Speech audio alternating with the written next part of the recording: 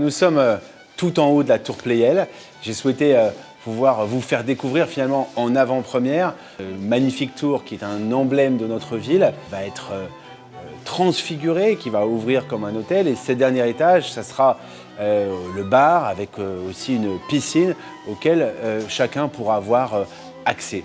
On a un panorama incroyable sur l'ensemble de la commune. Sur la face nord de la tour Pleyel, on aperçoit bien sûr l'échangeur de la A86 où on le voit finalement, les choses sont bien plus apaisées que ce qu'elles n'ont pu être racontées. On voit ce trottoir de l'école élargi, cette piste cyclable, demain cette bande de terre qui sera plantée de nombreux arbres et finalement qui permet à la fois d'apaiser la situation par rapport à la route pour les écoliers et en même temps de faciliter les connexions pour les Dionysiens et les Dionysiennes.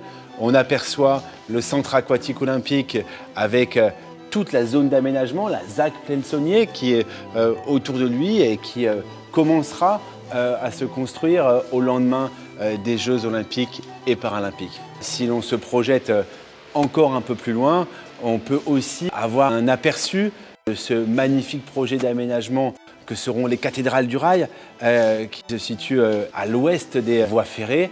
On voit également la deuxième tour, elle culminera celle-ci à 110 mètres de hauteur. Et juste derrière, les bulles du franchissement urbain de Pleyel qui va relier Pleyel au reste de la ville. Et avec la gare de Saint-Denis-Pleyel qui ouvrira ses portes d'ici quelques mois avant l'été prochain.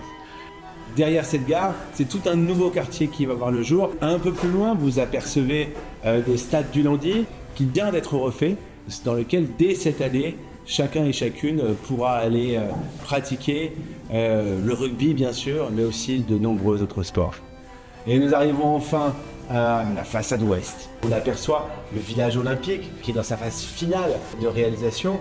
Mais ce qui est intéressant surtout, c'est que l'on aperçoit ce qui sera un des héritages majeurs des Jeux olympiques et paralympiques, c'est finalement cette emprise non bâtie aujourd'hui qui va servir de gare de triage pendant les Jeux olympiques et qui sera un grand parc urbain au lendemain. Plus de 3 hectares qui seront consacrés à la nature, aux espaces verts, en plein cœur de Pleyel. C'était un engagement que nous avons porté et c'est un engagement qui sera tenu d'ici à 2026.